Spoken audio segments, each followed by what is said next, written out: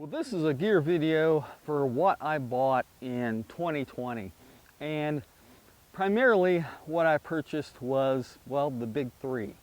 To be honest, it's mostly replacing the big three. Now, the first thing I have here is the Hyperlite Mountain Gear Southwest model. This is the 3400 model. Obviously, they have two. They have the 2400 and 34. This is the 34, which is the larger. And this is a Dyneema pack, or no, this is not the Dyneema. This is the heavier material. And to be honest, I wanted to go a little bit lighter this year because I was going to be carrying more food in 2020 on one of my trips. So that's why I wanted to go with this. And the positives are that it is lighter. I mean, I know that there are tons and tons of videos out there about this particular pack. This is just mine. But I like this because of the outside carrying capacity that it has. It can carry a lot of gear out there. I can stuff a lot down. On the sides, the pockets. These pockets I didn't think were going to be very big, and they wound up being a lot bigger than I thought. So yeah, I'm pretty impressed with these pockets. This is a fairly waterproof pack, but with anything, you can get water in it, and it is sewn in up here. Now, this is one of the things that I'm not too thrilled with. Because it's a roll top, you do have this cinch strap, which is fine, but then you have this. I don't know what this compression strap is for, to be honest. You know, it attaches down here. I mean, personally, you could get rid of this. This could just be a Y strap and then compression down here. So this is really, I mean, it's superfluous. You don't need it, it's extra. What it does need, in my opinion, are load lifters. So if they put load lifters on this thing, it will be a lot better.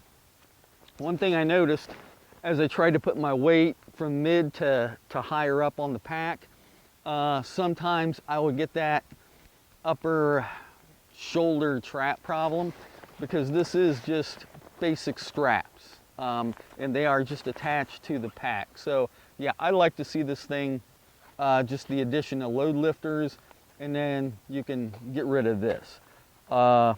It's actually not bad. This pad down here can be a little bit bigger, a little bit thicker, a little bit beefier, so that it forces it into your lower back and pushes it towards your upper shoulders at the same time.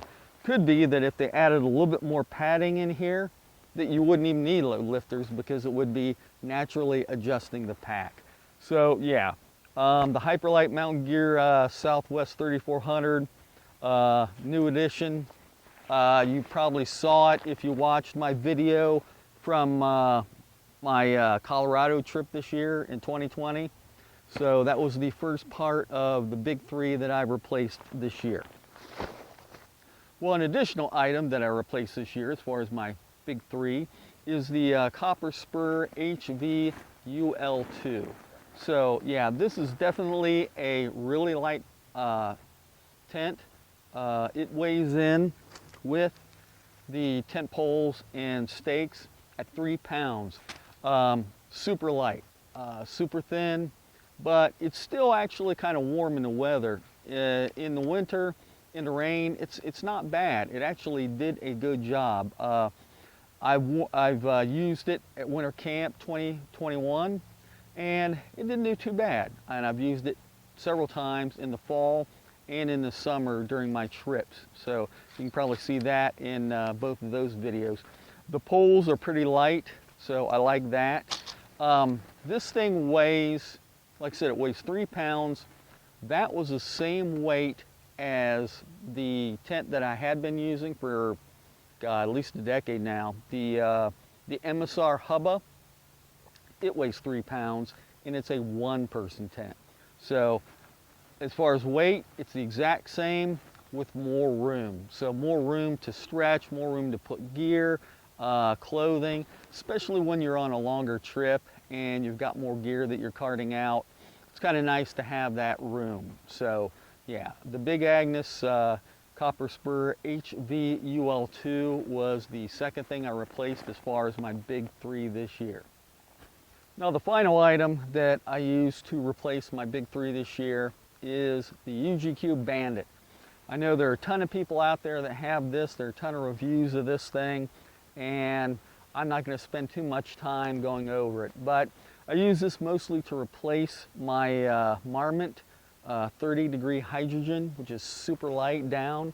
I still have it. I still plan on using it from time to time, but this is actually the 20-degree version of the Bandit.